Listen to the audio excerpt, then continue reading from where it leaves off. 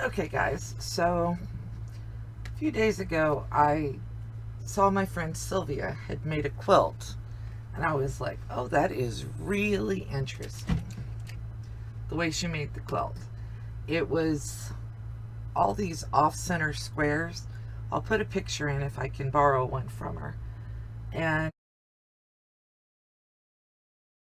I asked her how she made it, and in response she sent me a picture of a ruler that looks somewhat like this. I tried making my own version just from the picture and needed just a little bit of help to get it closer to what it needs to be.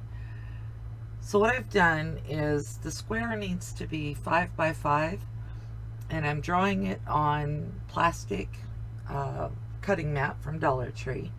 And I've already drawn this in with my ruler, and I'm going to cut it. Don't everybody freak because I'm using good scissors.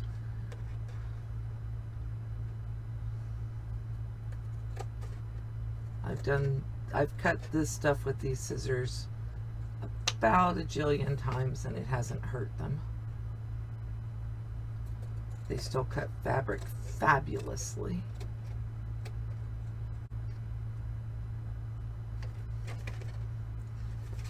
And I'm going to cut that the rest of the way. And I relied on one straight edge that was already in there.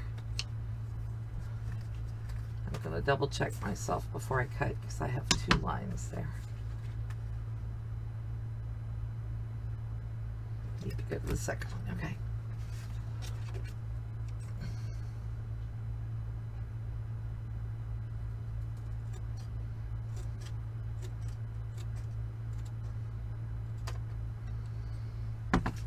And the ruler that I got the picture of is a specific brand of ruler, but doesn't mean a whole lot to me. I've never heard of it, I've never seen it, and I probably wouldn't buy one.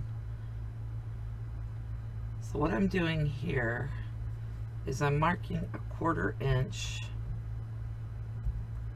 from the edge on each corner on both directions.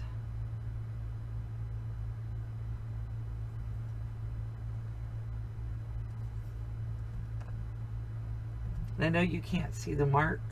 When I used magic marker or Sharpie marker on this earlier, it bled really bad and I couldn't get sharp cuts. So I figured I'd walk you through how I do this, and then if you want to make your own, you can do that.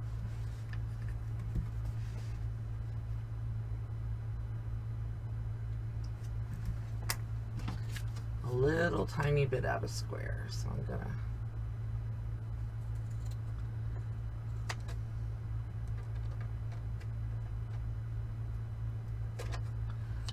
this ruler apparently needs perfect so that you can get that angle, so I want to make sure that it's right. Okay, let's do,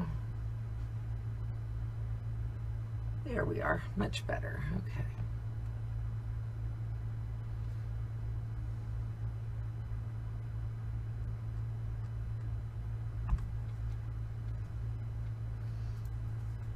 Now, the other thing I need to mark is I need to mark the 2.5 inch in the center each direction. My ruler that I'm using to mark is 2.5 inches. So I can just set it down. And my 2.5 inch marks aren't permanent. They're just guidelines to help me draw.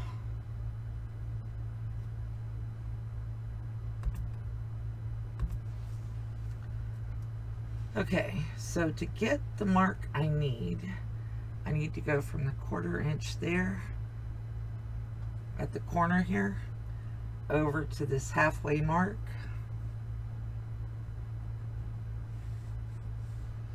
Now this mark will need to be permanent, but I want to get it drawn and in place. and then come back and use a darker marker.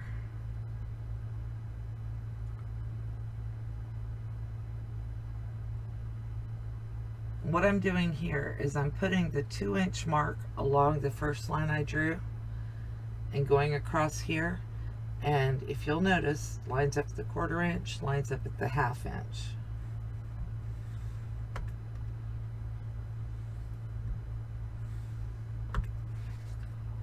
And I'm marking fairly hard because I may not use a marker on this at all. Okay, there's the first one.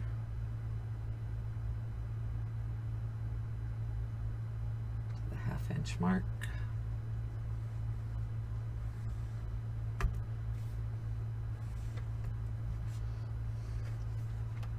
And then I'm going to go 2 inches over from the first mark, and it'll match exactly. Need me?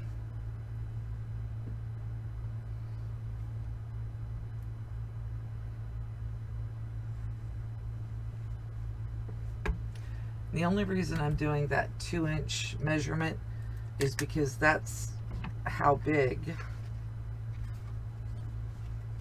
the center seam is here. And when you put the ruler on here, you want to line up right along the edge of that seam line when they're ironed out, and make your cut. So let me show you how this works.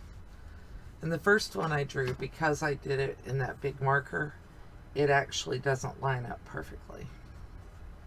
So, and I want to iron this out so that I get the maximum fabric.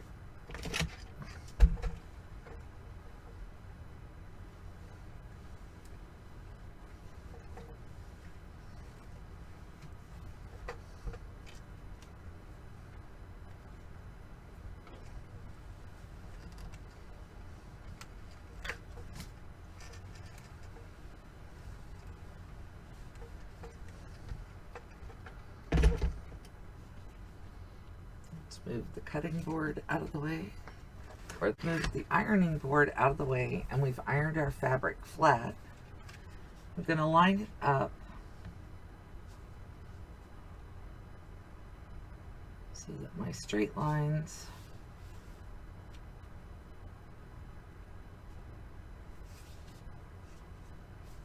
right along there. I mean, it's a plastic ruler. It's not going to stand up to a rotary cutter. But it also didn't cost $15.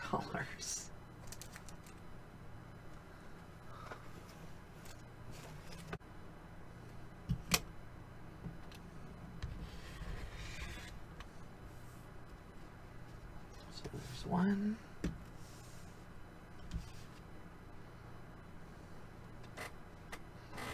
This would be a great place for a rotating mat. No, those aren't the 2 pieces we want. So now we want to go back in here, turn it,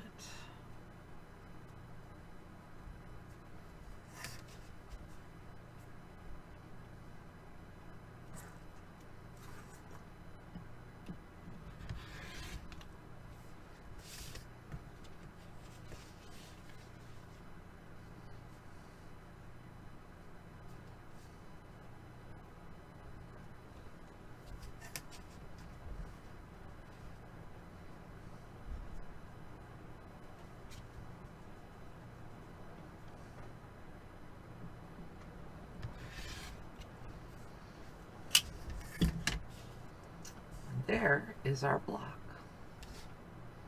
That's what we get from that. These are the lines on it. And you can see that if no matter which way you turn it, you still get the 2 lines. But when I did mine, because of that big marker, it didn't mark where I wanted it to. on this one, because I used the pen to score it, I can still see it, and those lines are thin enough that I can line them up. And because it's plastic cutting mat, it's transparent, and I can fussy cut if I need to. All right, if you want to make your own marker, feel free to do so.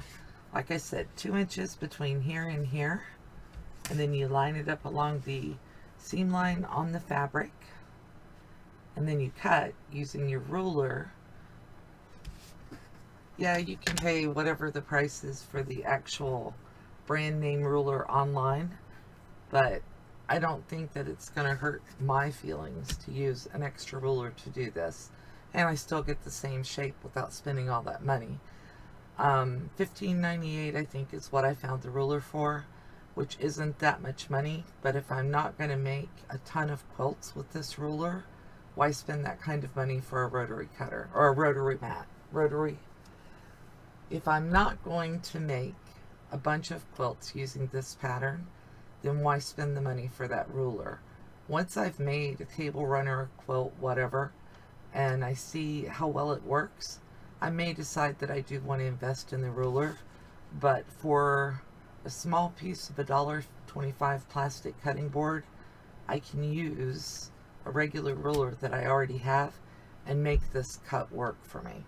You guys have a great day. Thank you for watching.